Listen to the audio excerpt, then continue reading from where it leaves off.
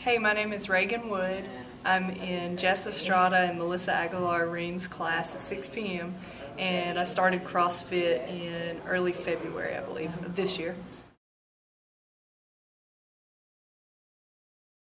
Well, let's just say when you start CrossFit, there are these 3 initial classes called elements.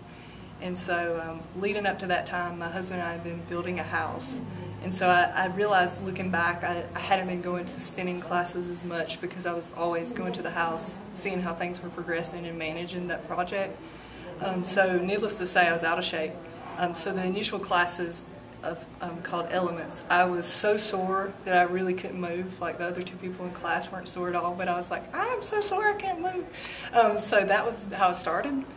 Before my first actual class, I was very intimidated, and a few things, I don't dread many things, but I was intimidated, and I knew I'd never done, say, a push-up or a pull-up, and I didn't know how people would be.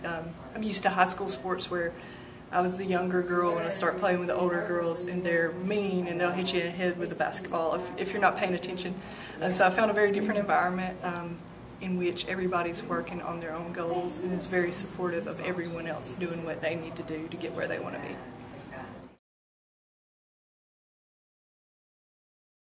Mostly, I'd say it's in attitude.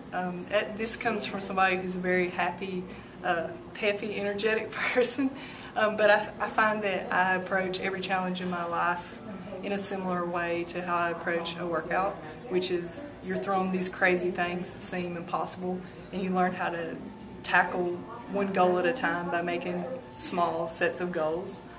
So one example would be a recent professional exam, an 8-hour exam.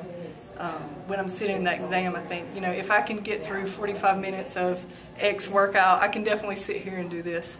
So that's the main thing, and I've definitely gotten leaner.